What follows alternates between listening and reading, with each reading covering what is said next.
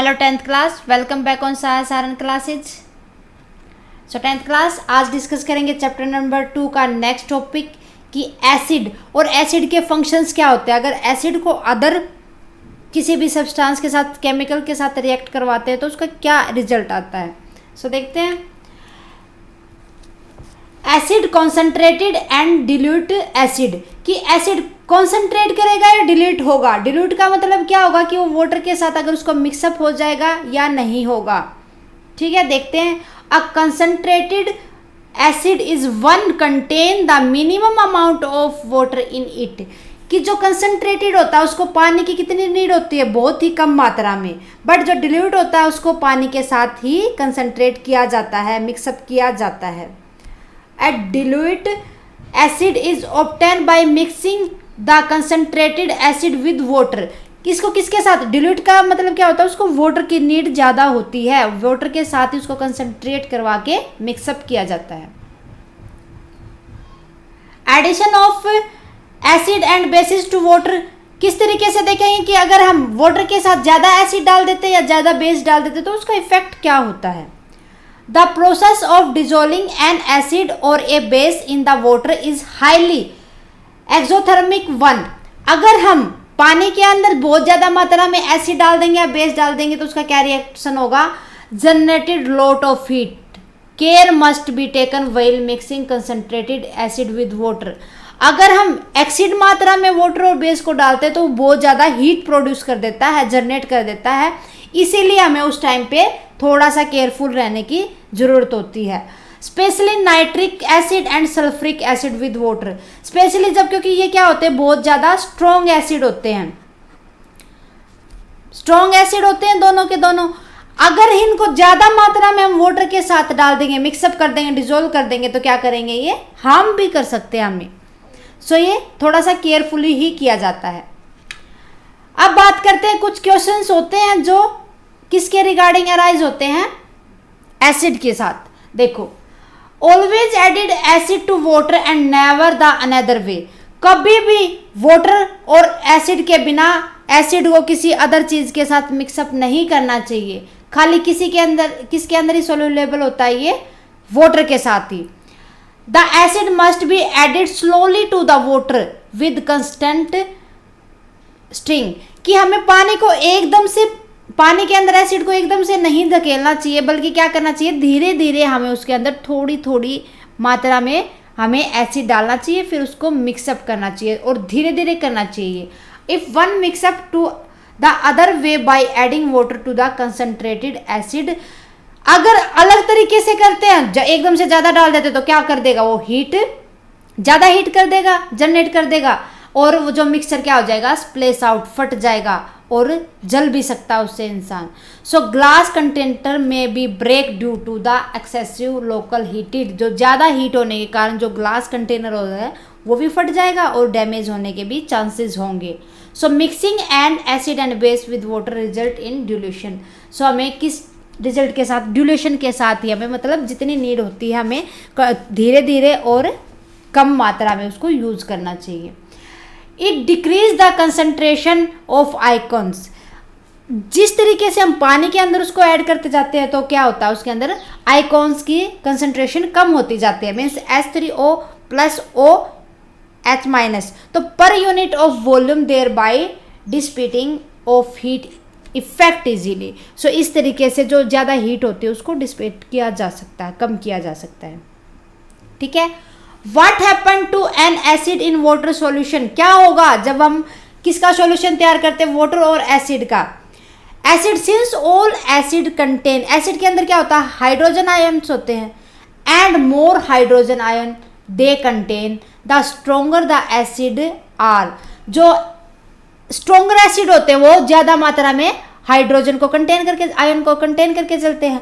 A good definition of acid is a compound that produce H plus ions when it dissolve in water. So क्या होता है, एक जो अच्छा acid होता है ना, जो गुड क्वालिटी, मतलब ये कहते हैं कि ठीक है, गुड है, ठीक है, उसकी डेफिनेशन क्या होती है कि वो किस चीज़ को प्रोड्यूस करेगा पानी में मिलाने के बाद, H plus ions. Hydrogen ion can not exist alone. जो हाइड्रोजन आयन्स होते हैं ना वो अकेले नहीं रह सकते, उनको किसकी नीड होती है? वाटर मॉलिक्यूल्स की जरूरत होती है। H+ ion in associated with A water molecules from क्या बना देंगे फिर H3O+ ions means hydronium ions. क्या बना देंगे? Hydronium ions. देखो क्या किया हमने, हाइड्रोजन प्लस वाटर को मिक्सअप किया तो हमारे पास क्या आया? हाइड्रोनियम आयन्स आ गए। ठीक है, ये सॉल्यूशन था। How strong are acid solution, कि स्ट्रोंग एसिड को अगर हम पानी के अंदर क्या करते हैं? मिला देते हैं, उनका मिक्सअप करते हैं, तो कैसे रिएक्ट करेंगे, क्या बनाएंगे? Strong acid an acid which associated completely और at almost completely in water, कि जो किसके साथ एसोसिएट होते हैं? पूरे तरीके से वाटर के साथ, उनको क्या बोल देंगे? Strong acid.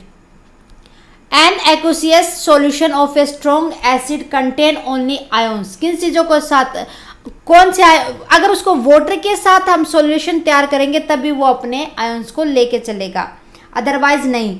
It must be noted that these acid all the hydrogen ions H+ combine with water molecules, कि जितने भी हमारे पास हाइड्रोजन आयन्स होते हैं वो किसके साथ कंबाइन कर सकते हैं? उनको वाटर मॉलिक्यूल्स के साथ।